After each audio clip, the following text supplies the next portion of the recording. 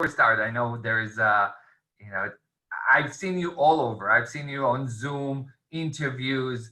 There's so much to tell about you, but I would love just to start with, like, if you can tell us a little bit about where you were born. I know you were born here in the States, in New Jersey, and about your decision to move to Israel to make Aliyah. If we can start with that.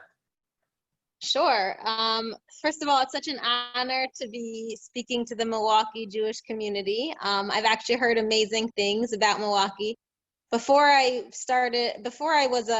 became a professional runner, my job was working with Jewish organizations all around the United States, and I did have some connections in Milwaukee. And I'm really, as hard as Corona has been, and it's been terrible for everyone, I would say one advantage for me is that I've been able to connect over Zoom with so many amazing communities and people. So I feel really humbled to be sharing my story with you tonight, and thank you guys.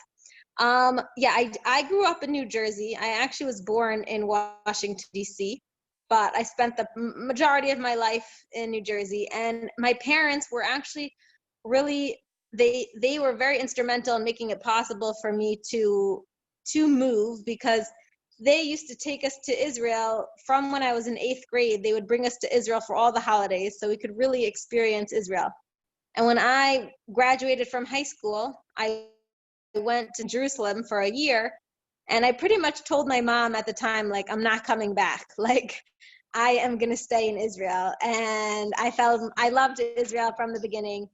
I was comfortable because I'd gone for the holidays and it felt like home, and it was an amazing year. And after that year, I stayed for another year. And the following year, I was a dorm counselor in a program in Israel, and I met my husband that year. And I told him we're not going to the States. We got married in America, but then we came right back to Israel. And we are very blessed to be living here. I made Aliyah in 2009. And we spent 2 years in Tucson, Arizona. But the rest of the time I have been living in Israel. And I always say, like, it grows on you. The longer I'm here, the more I feel like there's no place in the world I could live besides Israel. So can you share with us how it all started? Beatie, the marathon runner, the marathon champion, where would you say, like, you remember the first day that you were running and say, this is what I want to do. This is what I want to be. Yeah, I like to share my first marathon story. I think it's a very powerful, it gave me a very powerful insight into life. And this is where my running started. I did not exercise at all for 6 years. I had 4 kids in 6 years. I now have 5. But during those 6 years, I was working full time. I was taking care of my young children. I pretty much didn't exercise, was the lowest on my list of priorities. And I pretty much thought I didn't have time to do it. I didn't have to take care of myself. And then I came up to a point where I realized I was so out of shape. My family, I'm the oldest of 5 kids, and my family was having like little race on the beach. And it was only 100-meter sprint. But after that, 100 meters, I was huffing and puffing. And I had that moment where we all have those moments like, oh my gosh, I need to go on a diet. I need to change, right? And I always say, from when you have that moment until the actual change happens, if you don't put it into action right away, a lot of times nothing changes. So that was also my case. But after several months, by the end of the summer, I told my husband, I said, that's it. I am running a marathon. And most of you are probably laughing, you couldn't run 100 meters. Why'd you take this goal of running a marathon, 26.2 miles? And, most people do the couch to 5K, and I did the couch to marathon. I'm definitely extreme, but I would say the reason I chose the marathon is because I knew at the time that what I wanted most in my life was consistency. I wanted to be able to say, I am a person who gets out the door and exercises 4 times a week. And I knew that if I needed a goal to do that, to obligate me to train. And if I had picked any other distance, I am like a naturally athletic person. I could have winged it. I could have shown up and run a 5K or a 10K or a half marathon without training that much. But like no one shows up to the start line of a marathon without putting in the work. So I signed up for the marathon and I gave myself 4 months to train for it. And I'll share my first marathon story because I think it's very powerful. You know, when I signed up, my husband said to me, he's like, how long do you think it's going to take you? Do you think you can run the marathon in 4.5 hours? And I remember I was busy doing the math, 26.2 miles, 4.5 hours, that's 10 minutes per mile. I was like, no, that's way too fast. And I told him, no pressure. Like, I am going to take my time. All I want to do is cross the finish line. That's all I care about. And I started to train. 3 months in, I was really enjoying it. From the moment I started running, I fell in love, but I ran without any pressure.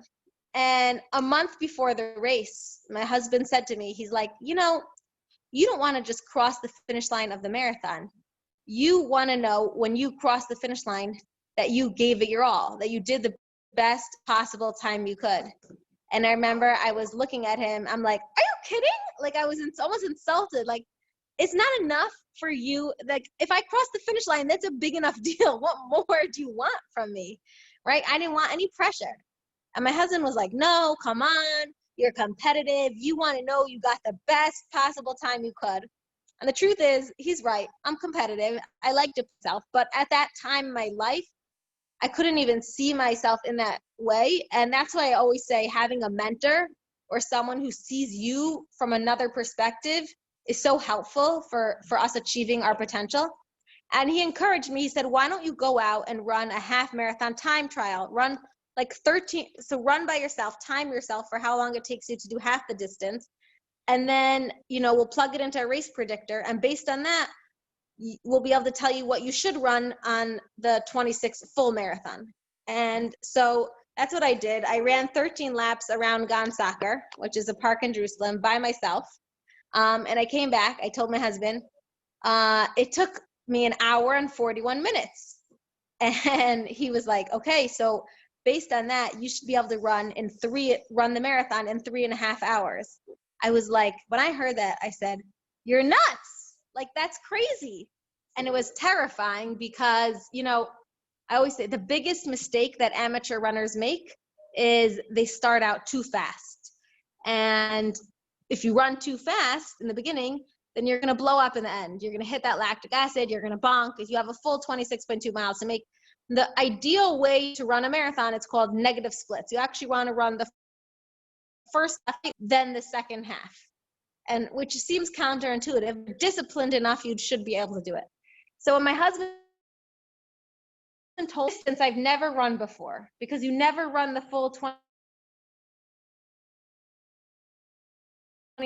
that I've never run in my life. I wasn't running 8-minute miles.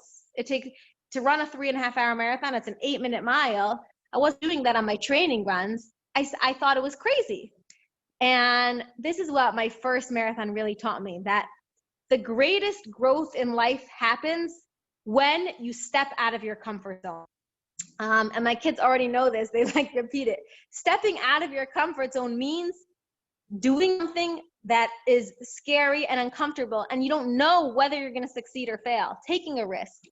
So it was choosing to set the goal of 3:30 of going for that 3.5 hour marathon was taking a risk. And ultimately, my husband convinced me to do it. He bought me a running watch. He said, you don't have to start out at an 8-minute mile exactly. You could start out a little slower, get progressively faster every mile, and then you'll average out and you'll have your 3.5 hour marathon. I followed his advice. He even programmed my watch if it would beep if I went too fast or too slow every mile. So I knew exactly what I needed to do. And I remember standing on the start line at that race. It was my first night away from my kids. The night before, I'd slept in Tel Aviv. I was all proud. I'm here. I'm finally achieving this goal. And I'm also scared because I have no idea if I'm going to be able to do it. And the gun goes off and the race starts and my eyes are glued to my watch and I'm just running, like making sure I'm exactly on pace, right? And halfway through the race, I'm actually feeling pretty good. I'm like, wait, maybe I could even go a drop faster. And at 5 miles to the finish line, all my kids were there cheering me on with signs, and my husband ran the last 5 miles with me. And I crossed the finish line of my first marathon, which 4 months before, remember, I said, I don't think I can run it in 4.5 hours. I crossed the finish line in 3 hours and 27 minutes. And I always share this story with every audience I speak to because it's such a powerful lesson to me that if I had not stepped out of my comfort zone, you know what? If I hadn't taken that risk, I probably wouldn't be here tonight. I wouldn't be sharing my story with you. You know why? Because if I had stayed comfortable and said, I don't want any pressure, I don't want to do something that's too hard for me, I never would have discovered the strength inside that I didn't know I had. I didn't know I had this gift of running, and I completely 100% attribute it as a gift from God. Most people don't show up after 4 months of training and run a Boston qualifying marathon time. Recognize that. And that marathon really showed me that, you know, every time we step out of our comfort zone, every time we encounter something that's difficult for us, a challenge, an obstacle, it's an opportunity for us to become greater, stronger, discover another layer of ourselves that we didn't know before. And that's how we reach our true potential in life. So that was a long-winded version of how I got into running, but that marathon like hooked me, and I have never stopped running since. Best decision I ever made. So I want to ask you, the marathon in Tveria, was that you won in January, was that your second, third, fourth marathon? I ran Tveria actually 2 times. So this January, it was my 6th, I ran my 6th marathon this past January. And so far, since I started running in 2016, I have run 6 full marathons. So Corona came and destroyed my chances of running one for a while. Hopefully, I'm hoping in this December to run another one. So the reason I'm asking somewhere, because Tveria is actually our partner, our region partner in Israel. And I want to share just 60 seconds that I found, like something that I found on YouTube, you crossing the line in the first, you know, winning this past January, winning the marathon in Tveria. It's just a video. So, and then I want to talk about just a few more things. Okay, Beatie? Sure. Awesome.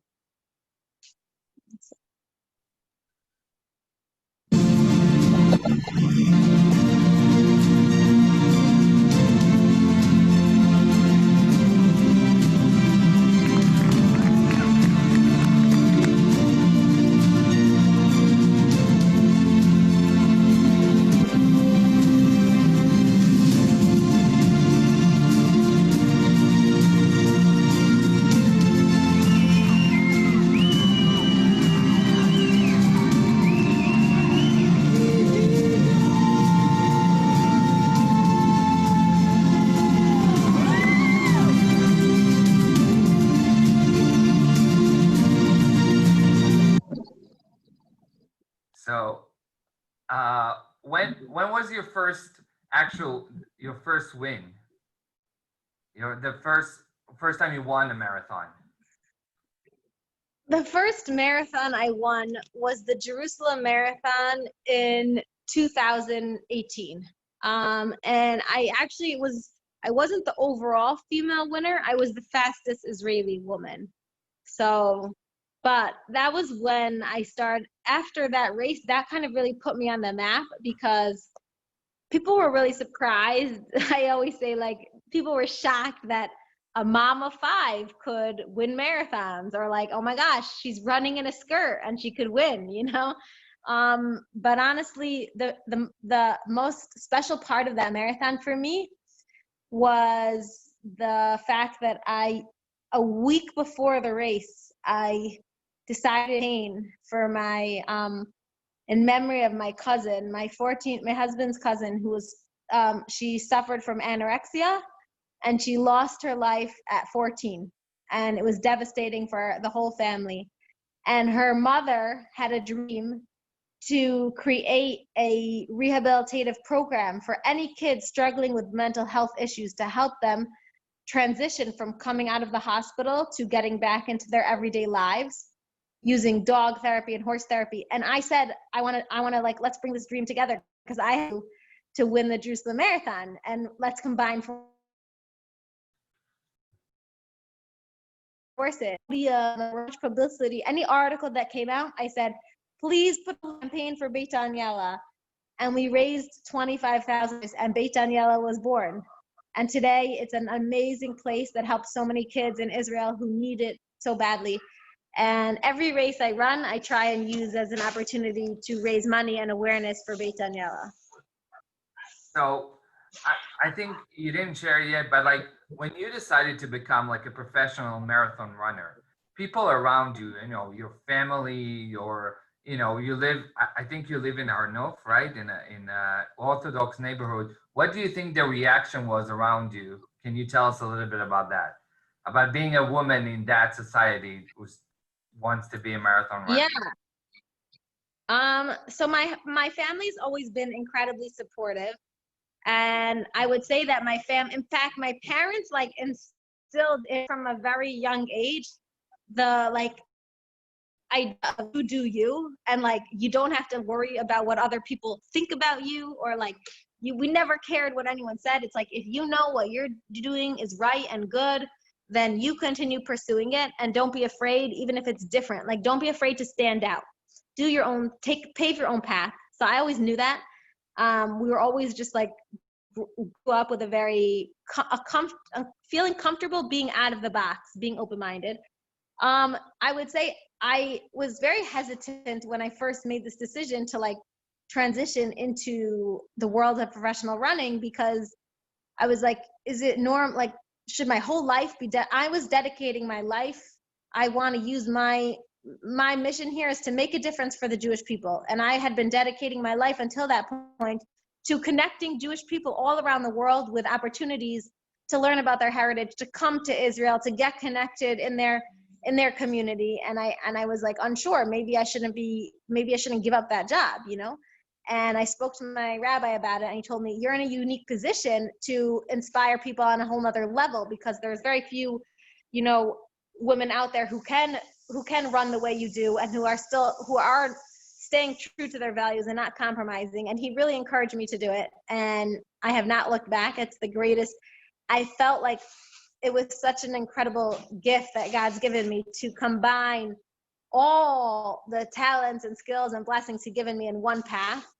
And for the most part, I've received really positive feedback. I would say there's obviously, you know, it's not necessarily always seen as acceptable in some ultra-Orthodox circles for women to race publicly. But my philosophy is that there's always going to have to be someone who breaks the mold and, like, you know, is the first one to pave the path, and the other people will follow. And if you're a good role model of what you're doing, and you're doing it with the right intentions, like, change will happen slowly over time. And I've already seen, since I started running, I have noticed a huge increase in religious women running, religious women participating in races, women running publicly in skirts. And I've received so many messages from women telling me, both mothers telling me that they started running because they saw how much I was passionate about it and how much it changed their life, which to me is so powerful. And many women telling me that they had been uncomfortable to go out in a skirt before, but when they saw me winning races in a skirt, now they're proud to. So I think you should never underestimate, anyone should never underestimate their own power as an individual to make a difference and impact on other people's lives. So I got a couple of questions that I want to share with you. The first one in the chat. Someone asking, what would you have done if your rabbi didn't encourage you and give you his blessing to keep running?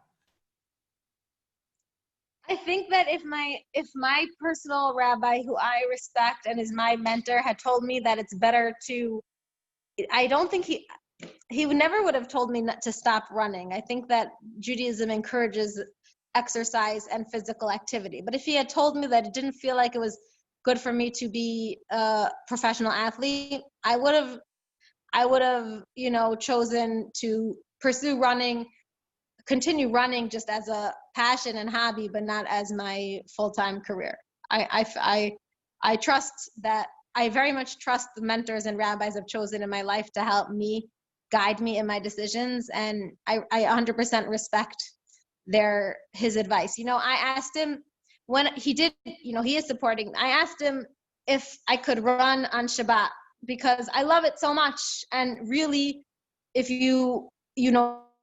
what's wrong with running on Shabbat? I asked him, is there because it's hard for a professional athlete trains 7 times a week. I have to fit in all the kilometers, right? I'm running a lot.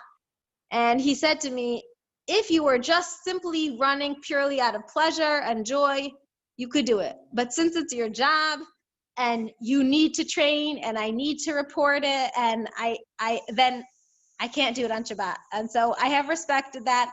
And even when there's 2 days of we're not going to have 2 days of Rosh Hashanah and it messes with my whole training schedule, I have stayed consistent with that and I will not run on Shabbat or Rosh Hashanah. And so 2 more questions. One, what's your personal best time? I guess for a marathon. And the second question is my next question is about Tokyo 2020 that now becomes Tokyo 2021. And is this still your agenda? Is still your goal for the next summer? Yes, so my personal best, I ran a 2:32 marathon in Tveria this year. And through that race, I was able to make it I was ranked I'll go to the question of Tokyo 2021. So I very much wanted to, once I realized that I really was capable of what I was capable of, I had a dream to represent Israel in the Olympics. And I've been pursuing that goal since I won the Tiberias National Championship in 2019. And that year, they came out with new qualifications for women in the marathon field. Previously, it had either been a time of 2:45 or 2:37 for women in the marathon. And in 2019, in March, they announced that they were cutting the women's field in half from 160 to only 80 athletes. And to make it, you needed to run a 2:29:30, which is a huge difference between 2:45. It's the fastest criteria standard it's ever been in all time. Or they said that they will take top 80 women ranked in the world with the rule of only 3 women per country. At the time, I didn't think I would ever be able to reach a time of 2:29:30. And my husband, who you guys heard, he's really supportive. When they announced that, he said, listen, honey, you're amazing. All your dreams, you've been so great. But he's like, you could pretty much kiss your Olympic dreams goodbye. You're not hitting that standard. And the one thing my husband also knows, though, and my parents always told me, is I'm like a dog with a bone, and I don't give up very easily. So this is my goal, and I am going to pursue it. And if I can't make the standard, I'll qualify through the ranking. When I ran Tveria this year and ran the 2:32 marathon, that moved me up into the ranking I was ranked number 76 on the list of women. So I would have qualified, so theoretically with everything staying, I would have qualified. Because of Corona, you have to re-qualify. And I still have that goal. And actually I have the goal of running the standard of 2:29:30. And I had trained for a marathon in April, which was canceled because of Corona. But according to my coach, I was really in shape to run the 2:29:30. So God willing, I'm still pursuing that goal. I hope to run the criteria, the actual standards, in December or January of this year. But Ezrat Hashem, really, God willing. And unfortunately, the chances of me actually being able to run in the Olympics are very slim because the marathoners moved the date of the women's marathon to a Sunday, as opposed to the usual Sunday that it's always been on. And I sent a very respectful letter with a lawyer. A lawyer sent a letter on my behalf, and we did not receive a positive response. So we aren't giving up yet, but I think I've had to make peace for myself that even if I hit the stand, even if I qualify, I may not have the chance this year to run in the Olympics. But that's okay also, you know? So there's actually a chance you'll make it, but you won't be there in Tokyo, just because it's on Shabbat. Yes, there is. Yes, that's a high chance. And then what? The dream is over? Or you're gonna you're gonna try for 2024, or that's really that's too long for now to talk about that. No, I don't. The dream is not over. I'm just getting started.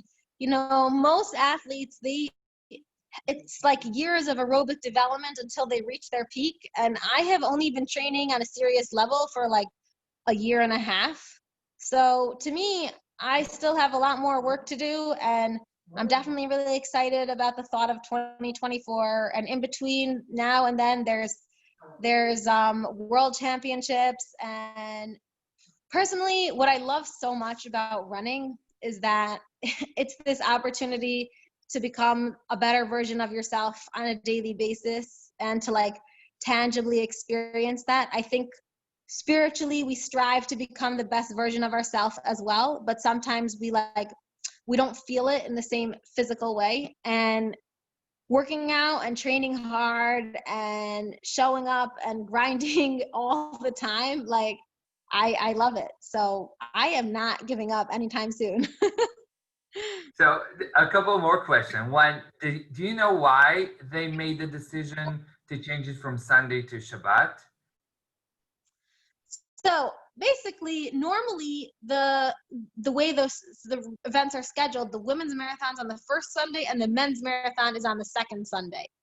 They made a decision for this health and safety of the athletes to move all the outdoor distance events to Sapporo, which is really not close to Tokyo. It's kind of like an island, like 500 miles away. In order to do that, they needed to like put them all together in a short period of time. So they only had like from Friday to like Monday to run these events. For some reason, the women's marathon ended up on Saturday instead of like, I don't know why they chose that day, but that's how their scheduling worked out.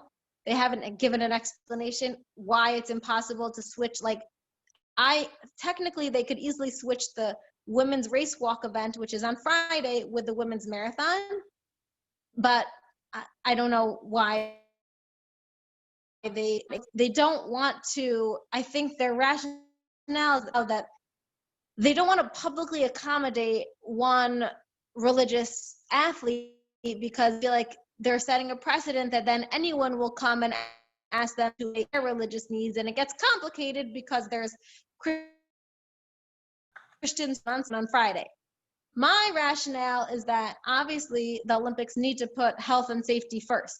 But if an athlete theoretically had a religious need that needed to be accommodated and would come with enough time in advance, and there were no other reasons why it would, be impossible for them to move it, I think they should accommodate. And I think that we're in an age and era where a lot of different needs and like we're moving towards more diversity, and if we could be more accommodating, and the whole spirit of the Olympics, and they say it explicitly in the Olympic Charter, is to promote unity and diversity and all races, all genders, all religions. So this would be the ultimate, in my mind, it should be the ultimate act of the Olympic Charter, but clearly we don't see eye to eye on this issue.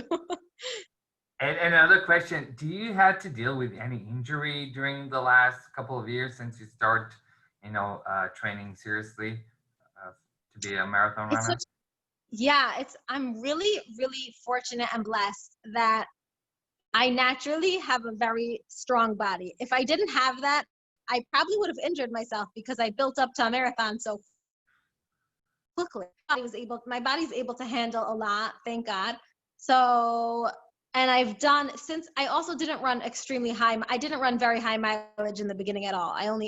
And everything I've built up has been gradual and progressive, and I do a lot of strength training, and I'm careful with the surfaces I run on. And so I have not really dealt with any major injuries. Thank God, no major injuries. And I had like one or two minor things I had to take care of, but nothing that really put me out for a long period of time. I am very, very grateful for my health. And if there's anything running has shown me is that our body is a miracle. Every step we take is a miracle. It's a gift we need to appreciate every single day of our lives. And the more I run, the more I just uncover like how many things are working together, you know, like we take it so for granted, but like there's a million little muscles and tendons and ligaments you probably don't even know about. And the fact that we could walk is literally, it's a miracle. It's a gift. So I have more questions here coming. One, would it help if a lot of people wrote to the commission, I guess, of the Olympics to change the date? Well, there will like a public pressure will help here.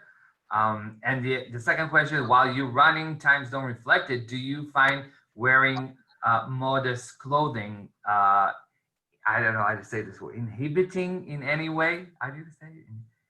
I'm too much of an Israeli. Oh my gosh, yes, inhibiting. Okay.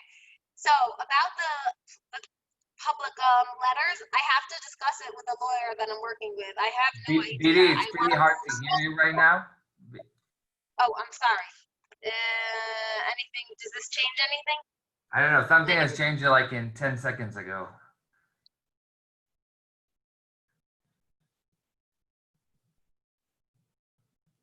Beatie, are you there?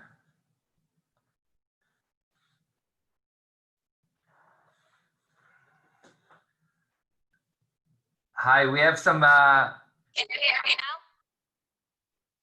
Can you say that again? Yeah, I'll start again. Yeah. Can you hear me? Okay. Yeah, better. So about the letters, I have to discuss it with a lawyer that I'm working with because I don't really know. We wanted to get like more pressure from like news media or sponsors possibly, but it could be that a petition would be helpful. If it is, I'll definitely publicize it, and I really, really appreciate everyone's support. It's really meaningful. And ultimately, like I know, you know, I don't, nothing's a coincidence in life. So I felt so much God's presence guiding me on this entire journey. And it's very possible that he brought me here just to say, like, I'm a proud observant Jew and I won't run on Shabbat. And obviously, like I'll do everything I can until this point to see if I can change it. But if I sit out, I'll sit out proudly. And if that's the mark I make with my running career, like I'm grateful for that opportunity as well. I won't be sad about it. And in terms of modesty, yeah, it's actually gotten a lot harder. When I first started running, I grew up modest my whole life. So it was something that I don't even think about it. I would say, you know, we have free will, but like I'm not even exercising my free will when I dress modestly because I'm almost like so conditioned to it. You know, it's just what I do. So when I was running, it's obvious I'm going to run in modest clothing. But now that I've come to the point where every second matters and it's so hot in Israel right now, and I did a series of track races this whole summer, and in Tel Aviv where it's so humid and I was dying, and I own shorts and t-shirts that I wear at home, it's like a major difference. And it's not easy to always like wear modest clothing running fast. But again, for me, the way I look at it is that you won't always fully understand every commandment that you keep. I don't think we're necessarily meant to. I think part of why sometimes we do commandments because this is what God asked us to do, and we love and cherish the relationship with God. So for me, I don't necessarily understand why I couldn't wear athletic clothes for a performance. Like I'm not doing it to show off my body. I'm doing it because that's what the most convenient and comfortable way to run is. But what I understand it is that when I'm dressing modestly, modesty is a character trait that I want to embody. I want to be humble. I want to recognize that who's really the source of my strength? God. Like, and it's so easy when you're an athlete to get caught up in the mentality like, oh, I worked so hard and that's why I achieved those times and it's all my work and I put in all the training. And like, when I'm dressing modestly, for me, it reminds me that at the end of the day, all of my running accomplishments are truly because God blessed me with it, and he's the ultimate source of my strength, and everything that I accomplish is only because he's given it to me. So that's how I have taken modest clothing. So in that spirit, we are 3 days before Rosh Hashanah, and I wanted to ask you if there's something that you want to share with us before the high holidays. That Yeah, so I want to share something. I think that I've been privileged to speak to many different groups, and I always start off my story by sharing this thought. The truth is that if you had told me, like I said, 4.5 years ago, that I would be standing here tonight saying, "Hi, I'm the Israel National Marathon Champion. I'm a candidate for the Tokyo 2021 Olympics," I would have laughed in your face, because 4.5 years ago, I wasn't running at all. And more than anything else, what I've learned on my journey is that we have so much more strength within us than we're even aware of. And it's possible so often, like we miss out on what we are capable of. And it is possible that we could go our whole life without truly tapping into who we are and what we're meant to be and what makes us unique. And when I asked my rabbi and personal mentor, Rabbi Lawrence Kellerman, who also has authored several great books, To Kindle a Soul, a parenting book, and Permission to Believe, Permission to Receive, I asked him whether I should become a professional runner. He shared something very powerful with me. He said, "There is no one exactly like you on earth today with your precise physical, intellectual, and spiritual profiles. There never has been anyone like you, and there never will be anyone just like you in the future. You are a one-time phenomenon. And if you are so unique, then it must be that you were created with a very special mission. Fulfilling that mission requires recognizing who you truly are with all your strengths and potentials."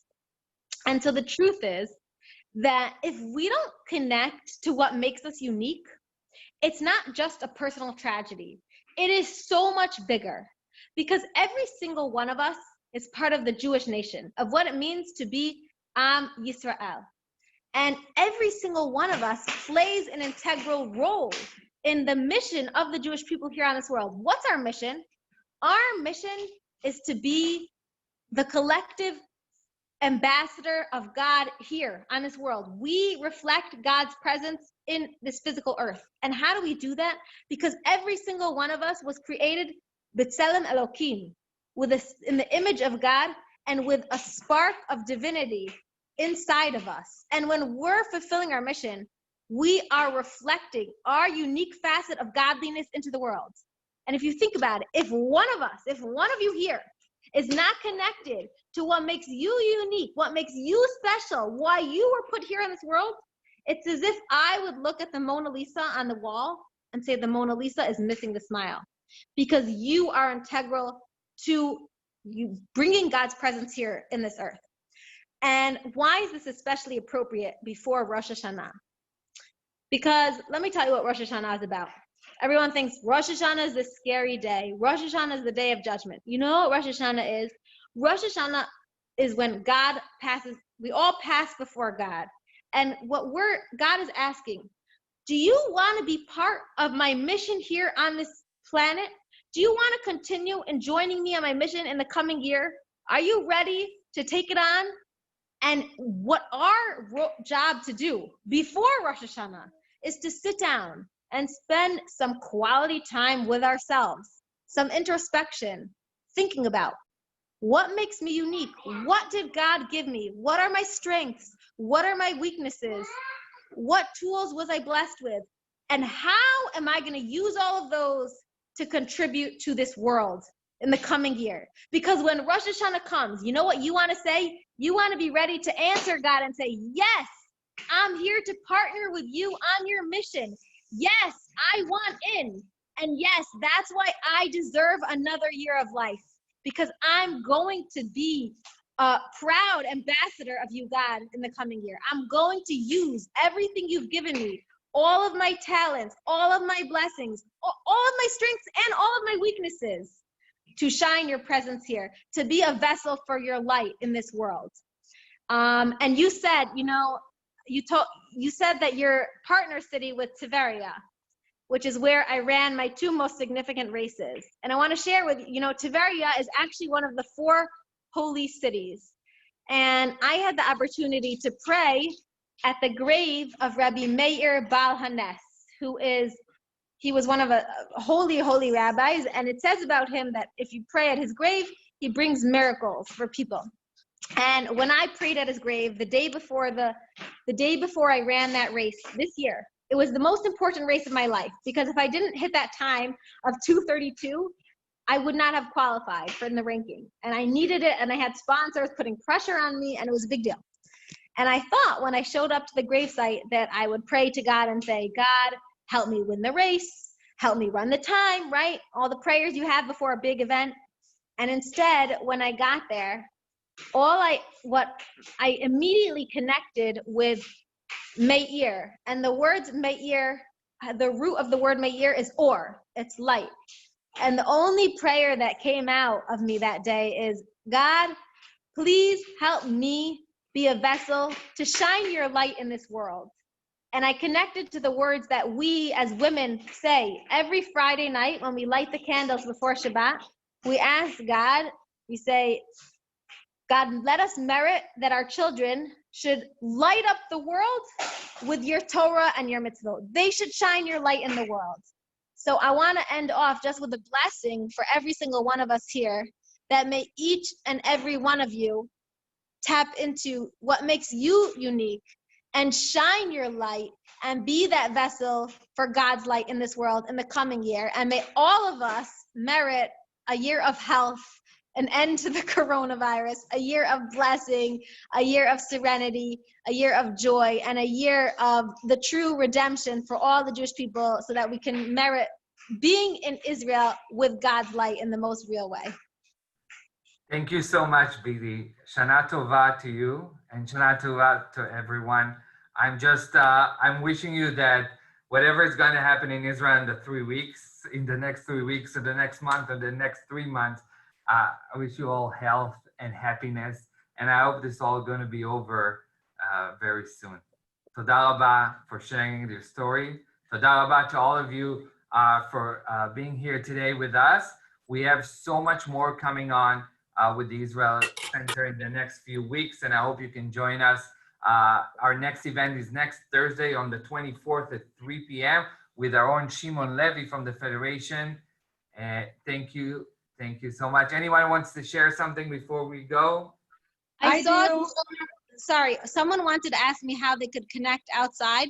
I wanted to just give 2 ways. I'm on Facebook, Beatie Deutsch. I'm on Instagram, Marathon Mother or Beatie Deutsch, and I respond to my messages there frequently, so feel free to message me there. And I love connecting, and I love hearing people's stories, so please be in touch.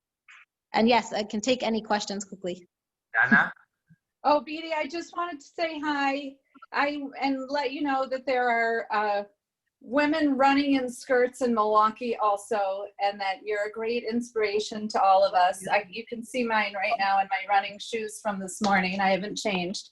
But it's so wonderful to have the opportunity to hear your story, and really and truly you are making an amazing impact. I know another one of my friends is on this call, and she's been running marathons in her skirts also, and she was so excited to have the opportunity to meet you. So we're so grateful to you, and you didn't really say this, but I'll just say that you are a tremendous Kiddush Hashem. You're really bringing Judaism into the world in such a unique and beautiful way, and I think that's really what you're doing, which is sort of what you shared with us today in the way that you uniquely can, and we're super appreciative, and it was wonderful. Thank you for being with us.